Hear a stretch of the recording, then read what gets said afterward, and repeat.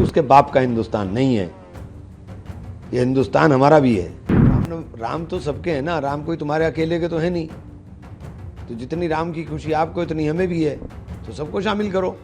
ये देश को कहाँ लेके जा रहे हैं भाई, ये कर क्या रहे हैं? बौद्धों का नंबर आएगा, जैनियों का नंबर आएगा, किसी को नहीं छोड़ने वाले हैं। इंडिया गठबंधन पूरा खेल रहा है, लेकिन समंदर में तूफान बहुत है। इसमें तो इतनी बात कहूँगा कि समंदर में तूफान बहुत है और लहर के थपेड़े जो है कोई छोटी किश्ती के सवारों को बचा नहीं पाएगी। छाती ठोक करके ट्रंप से दोस्ती थी, ट्रंप ने छाती ठोक कर ही टैक्स लगा दिया। देश का काला कानून है और ये पूरी तरीके से संविधान के ऊपर हमला है। ये जिस तरीके से ये कानून बनाया गया है वो लोकतंत्र के लिए बेहतर नहीं है। एक बहुत बड़ी आबादी का आप गला घोंट देंगे, ये अच्छी बात नहीं है। बिहार के सिन्हा उन्होंने कहा कि सदन से जो कानून पास हुआ है उसका विरोध करने वाला देशद्रोही होगा और उसे जेल भेज दिया जाएगा। तो इमरजेंसी में तुम जेल गए थे ना, इमरजेंसी तो लगी थी, क्यों विरोध किया था?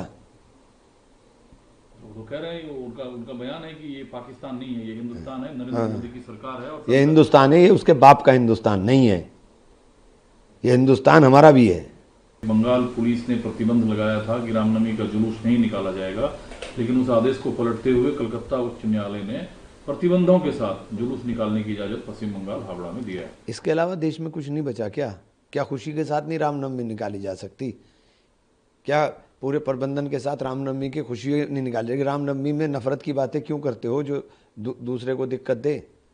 अरे रामनवमी में दूसरे लोगों को भी शामिल करो ना, तब खूबसूरती लगेगी रामनवमी की भी।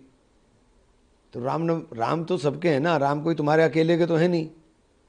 तो जितनी राम की खुशी आपको इतनी हमें भी है, तो सबको शामिल करो। मेरे यहाँ रामनवमी का जुलूस निकलता है, उसके रूट के ऊपर एक भी घर सिंगल घर भी नूरी मस्जिद से शुरू होता है और पूरा निकलते हुए चला जाता है। कोई घर उसके ऊपर हिंदुओं का नहीं है।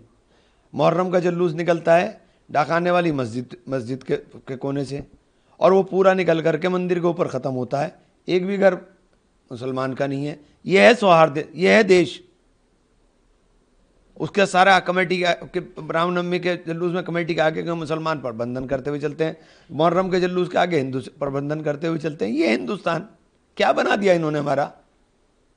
लेकिन जिस तत्परता से कांग्रेस के बिल को लेकर लड़ते दिखे, राहुल गांधी ने सोशल मीडिया प्लेटफॉर्म पर कहा कि मुसलमानों की जमीन के बाद अब आरएसएस की नजर ईसाइयों की जमीन पर है। कल ऑर्गेनाइजर का आपने पढ़ा नहीं क्या? ऑर्गेनाइजर में तो लेख छपा है। हमारे पास तो ये बता रहे थे 39 लाख एकड़ ज़मीन है। गृह मंत्री जी बता रहे थे, मुझे नहीं पता कहाँ से कौन सी सोर्स उनके पास थी, और वो साबित नहीं कर पाएंगे क्योंकि वो या तो वो गलत बोल रहे, आज गलत बोल रहे, या कल जो उन्होंने एफिडेविट दिया है सुप्रीम कोर्ट में सरकार ने वो गलत था 2021 में। अब उनके लिए कहा है कि कैथोलिक के पास 17.5 करोड़ एकड़ लैंड है, 17.5 करोड़ एकड़ लैंड है।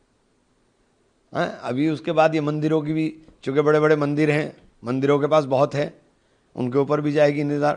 आर्य समाज की बहुत बड़ी संस्था है, उसको कब्जाने के लिए, उसको हथियाने के लिए, अपनी विचारधारा थोपने के लिए तैयारी होगी। ये देश को कहाँ लेके जा रहे हैं भाई, ये कर क्या रहे हैं?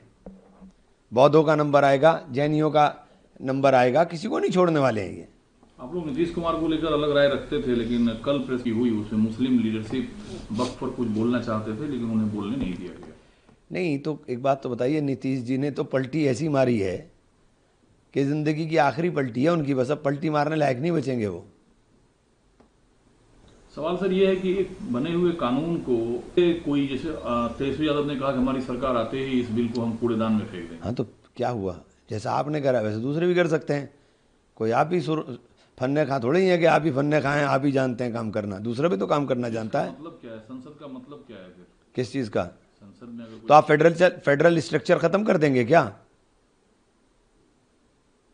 आप फेडरल स्ट्रक्चर को खत्म करना चाह रहे हैं क्या? लैंड जो है लैंड कंसर्न मैटर जो है वो स्टेट के मैटर हैं। आप फेडरल स्ट्रक्चर खत्म कर देंगे? कोर्ट का रास्ता तो सबके लिए खुला हुआ है, वो भी पाबंदी है क्या? या उसके ऊपर भी कोई कानून बनाया जाएगा कि सुप्रीम कोर्ट वही जाएगा जैसे सरकार चाहेगी? ये लोकतांत्रिक देश है भाई। फ्रंट फुट पे कांग्रेस खेल रही है, सपा की तरफ से अब तक कोई निर्णय नहीं आया सामने, वो सुप्रीम कोर्ट जा रहे हैं। इंडिया गठबंधन पूरा खेल रहा है, लेकिन समंदर में तूफान बहुत है। इसमें तो इतनी बात कहूँगा कि समंदर में तूफान बहुत है और लहर के थपेड़े जो है कोई छोटी किश्ती के सवारों को बचा नहीं पाएगी। अब वक्त है कि बड़े जहाज में ही सवार होना पड़ेगा। तो बड़े जहाज तो कांग्रेस हैं, आप कह रहे हैं लोगों को कि फिर कांग्रेस के जहाज पे सवार हो जाओ, किश्तियां छोड़ दो, फिर गठबंधन का मतलब क्या है? मैंने तो ये बात नहीं कही, अब आप उसके कोई मायने निकालें। मैं तो कहा कि समंदर में तूफान बहुत है और तूफान के अंदर छोटी किश्तियों के सवार बचा नहीं करते, इसलिए बड़े जहाज पे सवार हो जाओ। और आपके सूबे के मुख्यमंत्री ने कहा कि पहले एक माफिया हुआ करता था, मैंने एक जिला एक मेडिकल कॉलेज कर दिया यूपी में, इतना बड़ा सहारनपुर मेडिकल कॉलेज को मुख्यमंत्री जी हाथ जोड़ के निवेदन है, मैंने सरकार से भी निवेदन कर लिया, मैंने माननीय स्वास्थ्य मंत्री जी से भी निवेदन कर लिया। उनका मैं स्वास्थ्य मंत्री जी का शुक्रिया भी अदा करता हूँ, उनका चिट्ठी भी मिल गई मुझे कि हम इसका परीक्षण करवा रहे हैं। लेकिन मुख्यमंत्री जी 8 साल में उसके अंदर बिल्डिंग खड़ी है, डॉक्टर नहीं है, मशीनें नहीं हैं, मेडिकल कॉलेज नाम का है। जिस बिल्डिंग खड़े होने से वो बिल्डिंग भी बनाई थी बहुजन समाज पार्टी की सरकार में बनी थी, जब मैं वहाँ विधायक था तब वो बिल्डिंग बनी थी। उसके अंदर अपग्रेड हुआ ही नहीं, वो जब से 15 साल बाद तो अब अनुरक्षण का पैसा मिला उसका, कि उसका अनुरक्षण का पैसा मिल जाए। तो ऐसे मेडिकल कॉलेज का क्या फायदा है जिसके अंदर मेडिकल ही ना हो? क्या संघ को आतंकी समूहों या आतंकी गतिविधि रखने वाली संस्थाओं से तुलना करना सही है? देखिए, मैं संघ के बारे में ये विचार नहीं रखता हूँ। संघ के बारे में मैं ये विचार इसलिए नहीं रखता हूँ कि संघ के लोग जहर तो बोते हैं, लेकिन वो बौद्धिक जहर बोते हैं। नफरत तो बो दी उन्होंने, ये सब उन्हीं की दिखाई दे रही है। निर्मला सीतारमण को लेकर कुछ चीजें चल रही थी सोशल प्लेटफॉर्म पे, उन्होंने खंडन किया और कहा कि 1 लाख करोड़ रुपए 2024 के चुनाव में खर्च हुए हैं। वन नेशन वन इलेक्शन होने से 1.5% जीडीपी भारत की बढ़ जाएगी। इन्हें पता ही कुछ नहीं है। निर्मल नाथ जी तो जो समझ में आता लिख करके आता है वो पढ़ती रहती हैं। ये लोकतंत्र को खत्म करना चाहते हैं क्या?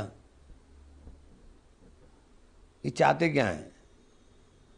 इनका राज रहे बस, जो अपने मित्रों को बांटना है उनको बांटते रहें, राज अपना करते रहें बस, और इसके अलावा क्या चाहते हैं? देश में चर्चा तो है वन नेशन वन इलेक्शन की। अब ये तो कुछ भी कर सकते हैं ना। अब संख्या बल के आधार पे आप किसी को भी कुछ भी कर दो। लोकतंत्र में संख्या के मायने नहीं होते, जो जीत गया वो सबका हो जाता है। तो कांग्रेस जैसी बड़ी पार्टी को क्या दिक्कत है इससे? क्या वन नेशन वन इलेक्शन से, फजूल खर्ची रोकने से? ये इसमें फजूल खर्ची रुकेगी? आप नोटबंदी होकर के अर्थव्यवस्था ऊपर चली गई। एक काम तो इनका बता दिया जो इन्होंने करा और उसका फायदा देश को हुआ हो। एक काम बता दीजिए, मुझे गिनवा दीजिए। छाती ठोक करके ट्रंप से दोस्ती थी, ट्रंप ने छाती ठोक कर ही टैक्स लगा दिया। एक काम तो बता दीजिए ना जिसके अंदर इनकी किसी काम के अंदर जो इन्होंने बोला वो पूरा हो गया हो। एक काम बता दीजिए।